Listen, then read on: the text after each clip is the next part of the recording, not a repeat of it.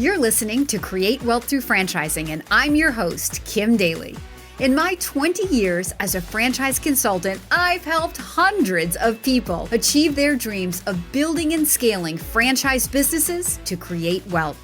The interview you're about to hear can also be found on my YouTube channel, where I post new franchising content multiple times per week. Please take a moment to subscribe to the podcast and to my YouTube channel at kimdaly.tv. Now, enjoy the show.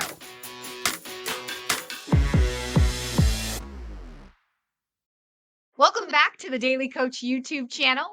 Today, we're going to be talking about $100 million dreams. Taking a corporate career and turning it into the dream of a lifetime, a business that just blows away all franchise businesses. There's some myths out there that truly smart, educated people cannot achieve their business ownership and professional dreams in a franchise. And today we're going to dispel that myth. I have with me an amazing guest. His name is Bob Hillier. He is a franchise owner of Paul Davis in Houston, Texas. Bob, welcome to the Daly Coach YouTube channel. Thanks for having me, Kim. I am so excited to get into the meat of this conversation today.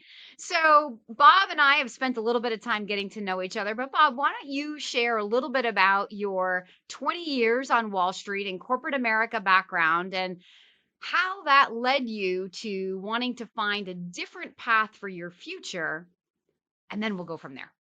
Sure. So, as Kim was saying, I spent most of my career on Wall Street. I was in technology and operations in the fixed income business. I worked for several banks, traveled extensively.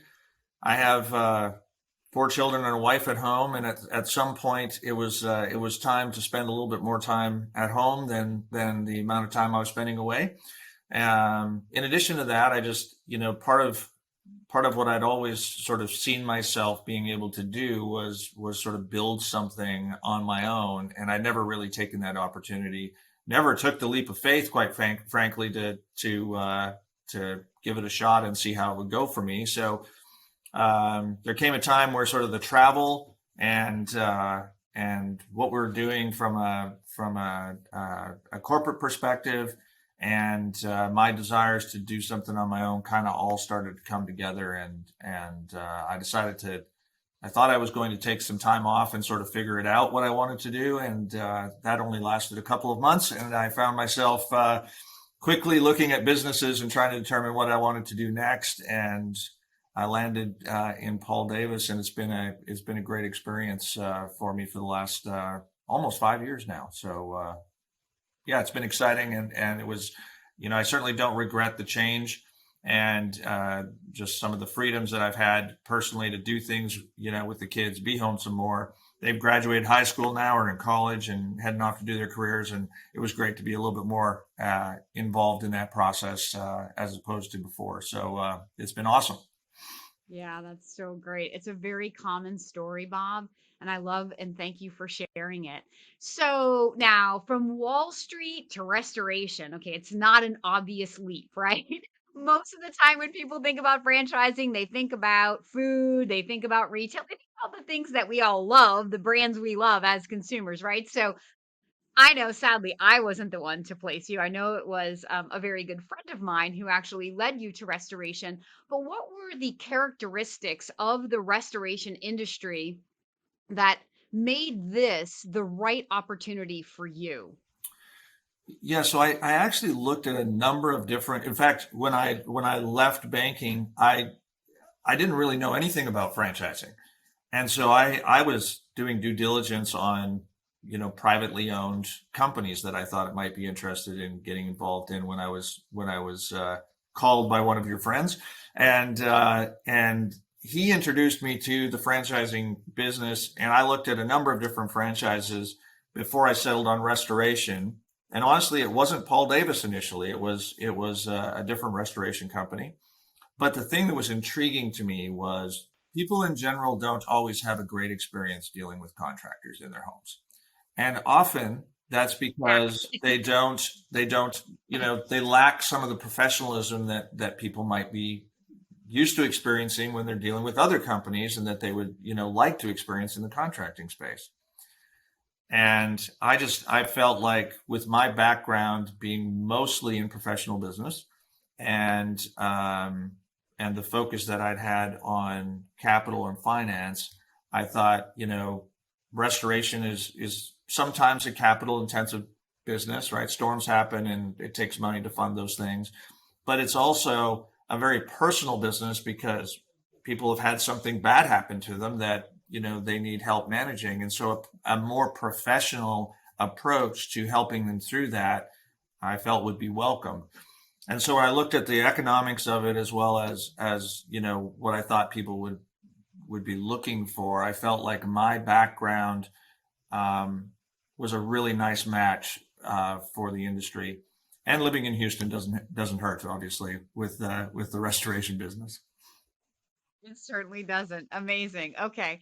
So great. So you see, those viewers who are listening, you see that the selection of the business has probably less to do with any experience in an industry and more to do with the characteristics of that industry that appeal to you, the investor and the owner, that appeal to you, Bob, right? So in finding the right business, it's less about a love for the widget, the restoration service, maybe more around that restoration service being sustainable, being needs based, being something that feels good to you because you know that when you go into a home and you restore that home to before the water damage or whatever happened in the home, that those homeowners are very, very happy for the services that you've provided.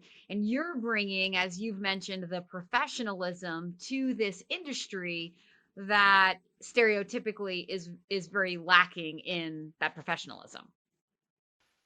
Yeah, I certainly didn't have any experience in restoration or construction, and so I brought the skills I had developed over the course of a 20-year career and applied those to a different space. And if you read like a Phil Collins book or something, he talks a lot about the who versus the what. And I personally have always believed that. I'm always, even as I hired people into the company today, I'm looking for the right person who has the right attitude, the right energy, and the right passion, because a lot of the technical aspects can be learned. And that's what I've been doing. And I love to learn. I'm just intellectually curious all the time. And so it's been great for me to, sort of figure this out and spend time learning. And I'm personally a long ways away from an expert, but I have a group of 100 people who are experts in this space, and we get to add value together, which has been a great experience. Hey, Daly Coach fans, if this franchise sounds like a fit for you, I would love to be your Daly Coach. Email me right now for a totally free consultation at inquire@kimdaly.tv. What advice would you give to the wannapreneur watching this YouTube video right now who's maybe thinking that they need experience in a franchise business in order to go out and just 4 or 5 years build literally a multi-million dollar business?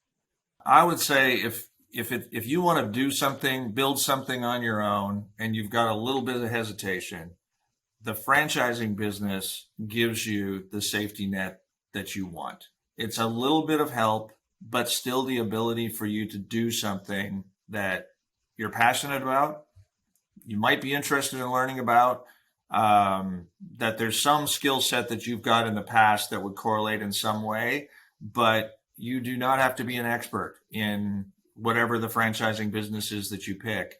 It's important that it's a good match for you and it's what you want, but it's just, I've found personally that this gives me the flexibility to build a business. I'm truly the owner and truly the entrepreneur and truly defining processes and things that work for our customers through our company. But at the same time, I'm getting a little bit of help from a group of people that are building a franchise-based business, and I'm getting help from other owners who I can interact with who've been there and done it, maybe for longer than I have. And what I love about it now is I'm a mentor for new owners that are coming into the business. So I get a chance to sort of give feedback about, this has been my experience. Why don't you think about it this way, or you could think about it a different way.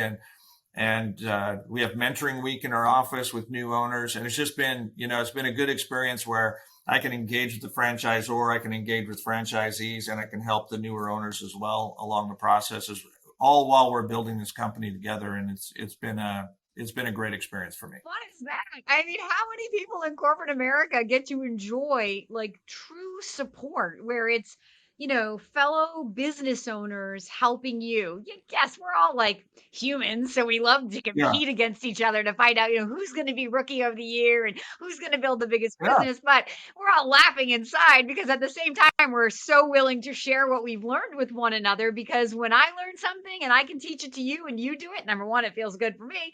But number two, our entire brand is elevated, right? yeah, yeah. No, I mean, rising tide lifts all boats. There's nothing more. There isn't an industry like franchising to support that theory. And you know, I say it all the time. I'm part of a bunch of district meetings and whatnot in the company, and as anything that we can do to make the brand better is going to make my company better as well. And the good news is you do get that support. You do benefit when the brand does well, but at the same time, you're a business owner, right? You get the flexibility and the freedom to sort of build something and put your own touch on it, which is for me is something that I really wanted to do. Yep. So you're not an expert in construction or restoration. So, Bob, what are you an expert at in your business? What brought you from zero revenue in 2017 when you began to over, if I may say it, over $20 million in revenue in 4 years? Like, this is why I wanted to interview you because this is an amazing story that I think will inspire so many big earners in corporate America who sort of, I don't want to say look down on franchising. They just don't know what they don't know. Right. And the Right. Daily Coach is all about sharing the good news in franchising and like helping inspire dreams. And I mean big dreams because I'm a big dreamer and I've achieved my big dreams through franchising. You're realizing your big dreams in franchising. So anybody who's out there listening can also achieve their big dreams in franchising. So, what are you the expert at that made you build this over $20 million in revenue company within just 4 years? I think it's one thing. So I spent most of my career in some kind of management leadership position, and the biggest thing that I focused my time on, finding the right people. And so I have taken 20 years of finding the right people, helping them work together as teams to be successful, and I brought that to this industry. And I went out and found experts, and and I believe in diversity of thought. So I found a variety of different experts with different personalities and different views on how restoration should work, and developed our group as a team. So one of the things that sometimes happens in small businesses is it somebody does, you start out and you're a small business, and so you have to do everything. The thing for me, I didn't want to do everything. I wanted to find people who wanted to be great at what they're great at. And I wanted to put them in that role and let them be great at it. And so if you're a great estimator, I'm not going to put you in the sales function. I'm going to put you in the estimating function. If you're a great sales guy, I'm going to put you in the sales guy group, and I'm going to have those groups work together. And I spent my whole career doing that. I had 5,000 people working for me when I left banking. And I'm used to working and finding people and getting them to work together. And this has been no different for me. That's Different skill amazing. sets, different mindsets, but the same requirement. Good quality people that care for customers, support the culture and brand that we're trying to build, but are really good at something and want to be really good at it and want to do more of it. And that's what it's taken for us to grow as dynamically as we have over the last 4 years. Yeah. So you're the CEO of your company and your life. What the one thing that is different between then and now is Mhm. all of that effort is for your own reward, right? Yeah, yeah, And that's no, a pretty good that's it. reward. Yeah, yeah. And if you're like, and I even run ads that sort of talk about autonomy, right? If you're someone craving autonomy, in your current job, franchising will increase your autonomy. And if that's something that you're desiring, if that's something you're desiring, then franchising allows you to really increase that substantially with that sort of support system that we talked about earlier. Yeah, that's so great. So you mentioned earlier you had over 100 employees. I think you said 140 employees. Is that correct about? Yep. Yep. We're So that's hiring every week, so it's probably a couple weeks old in data, but yes.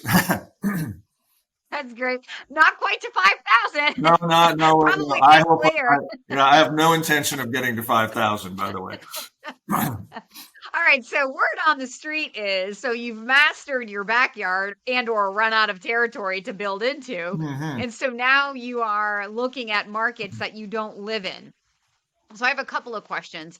One is I'm sure that not everybody who starts Paul Davis has the built the business that you've built in the short amount of time that you've been in. I want to know, because I know listeners want to know, like, to what do you attribute that? I guess let's answer that question first, and then let's go to your plans for dominating markets that you don't live in. Sure. So I think for us, it comes down to a couple things we've talked about. One is I did have a plan to grow a big business. I wasn't there, and I'm not suggesting that it's not a great thing to sort of be your own owner, but do a lot of the work. If that's what you're passionate about, that's great. That's what franchising offers you as well.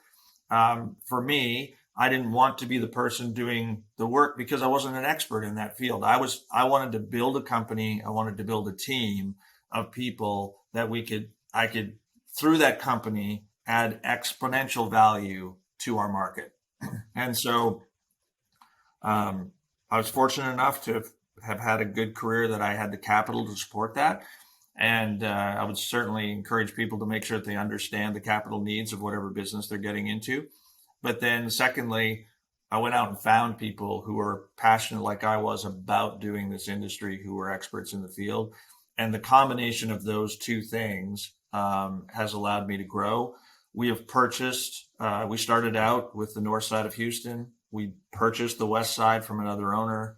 We purchased the south side, and so that we largely own the market in the Houston space. Um, and the goal was always to sort of own the brand in the MSA, develop a team of people that can support the community that we live in Houston. I have people that live all over Houston working, for our office. And so it's really about that talent acquisition that we spend a lot of time on and trying to find the right folks to be part of our company. And that's really what's driven our brand, I think, in Houston. Hey, Daily Coach fans, if you're inspired by this conversation, I invite you to email me right now to explore this franchise opportunity. My email is inquire@kimdaly.tv. And so, for those people who are out there validating a franchise business, I have many videos on how to properly validate. But Bob is driving home the point that I so often try to make that not all franchise owners are equal. And this is why it's really important when you're validating a franchise that you ask for guidance from the franchisor when you begin the validation process. I'm not at all implying that you should be steered to the Bobs in the world, the top performing people, the fastest starts. But on the flip side, it's like, why not? Right? He probably has what you want. Now, maybe you're not an empire builder dreamer. Maybe your dreams are a little bit smaller, and that's totally fine. But why not learn from people who've mastered the model to this point in its history? Because somebody may come along and blow Bob away in a few years. I mean, it's possible, right, Yep, Bob? absolutely. It's all based on the size of your dreams and then how effective you are at executing on the plan. He didn't say that he's doing anything that's drastically different from the Paul Davis plan. He talked about just executing and focusing on what he's good at, what he enjoys waking up and doing every day, and then delegating the rest to people that are the expert at those other jobs. Thereby, that allows him to come to work every day more inspired because he's not doing the tasks that weigh him down, right? I have videos about this. Can you really achieve work life balance? Yeah, you can if you can delegate. Can you own a business you don't know anything about? Of course you can in a franchise, because there's training and support. And if you can delegate and rely on the people that you're hiring to do their job rather than trying to micromanage and do everything for everybody, right? And so when you're validating a franchise system, I think it's really important that going into the call who you're talking to. And, not all owners are created equal, but every owner has an opinion that can be important to you. It's just understanding before you go into the call who you're going to be talking to, so that you can hold that validation in its proper place. If you happen to get to an owner who is not making the kind of money that you want to make, or the kind of money that when you hear it inspires your dream, it doesn't mean that that's not possible in that particular business.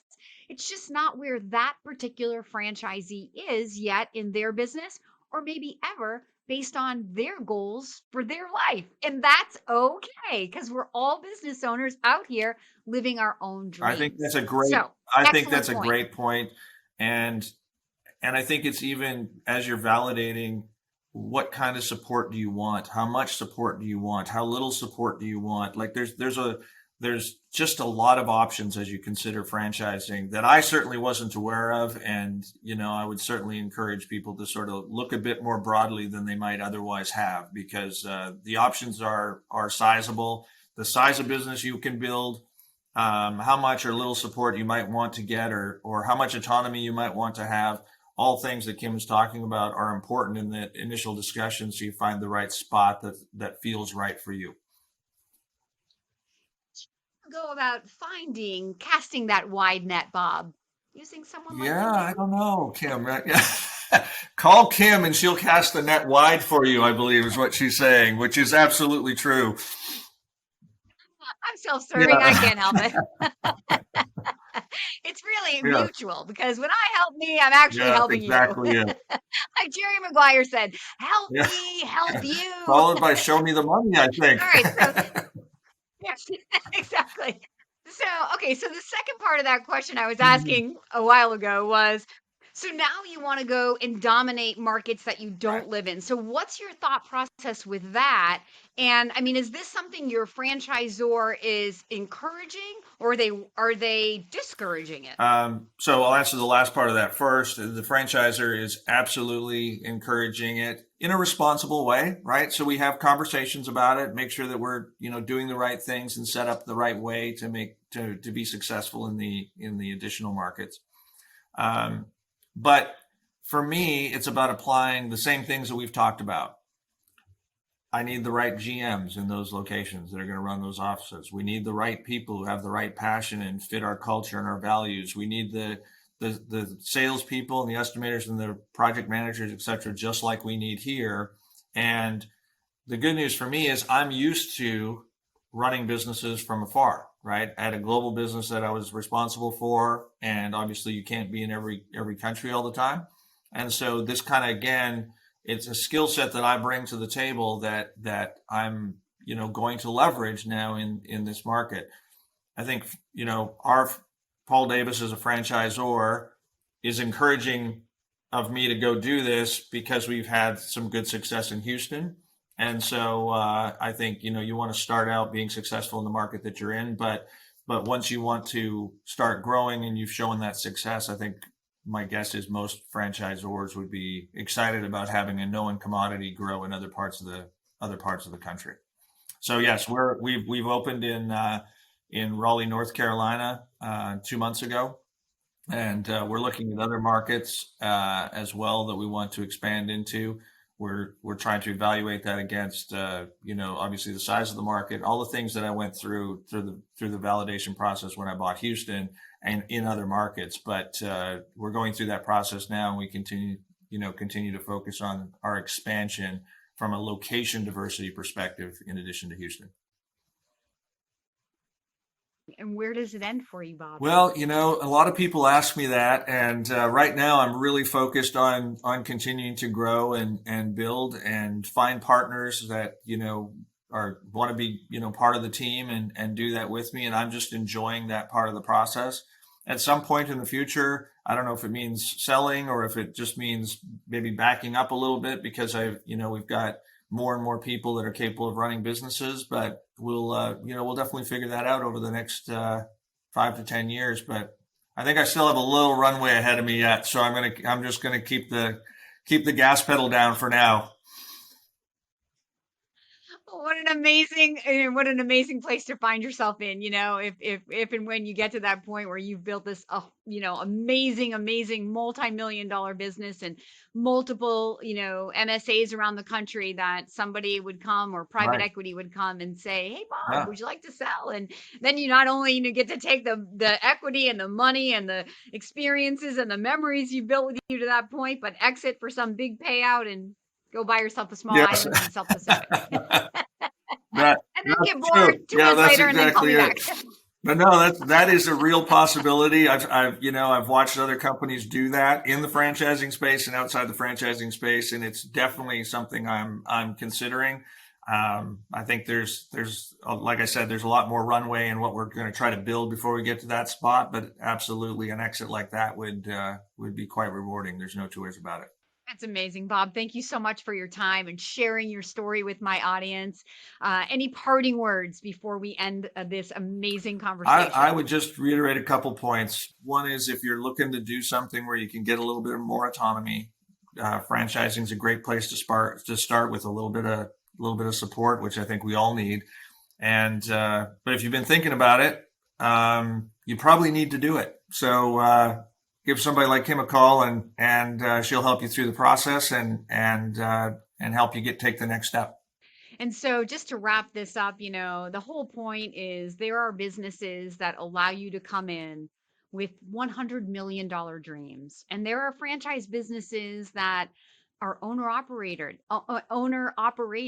where people don't want to have 140 employees. There are businesses that fit your sweet spot, that hobby that you love. And then there are businesses that are purely for the investment and the opportunity to leverage a skill set.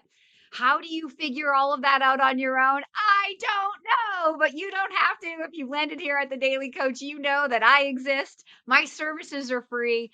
I'm very passionate about helping people cast that wide net and end up in businesses that they never would have found on their own, like restoration, but there are so many others out there.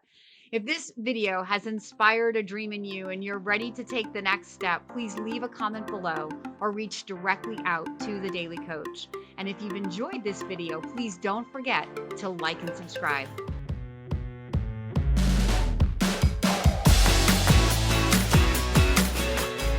If you found this inspiring, please contact me at inquire@kimdaly.tv.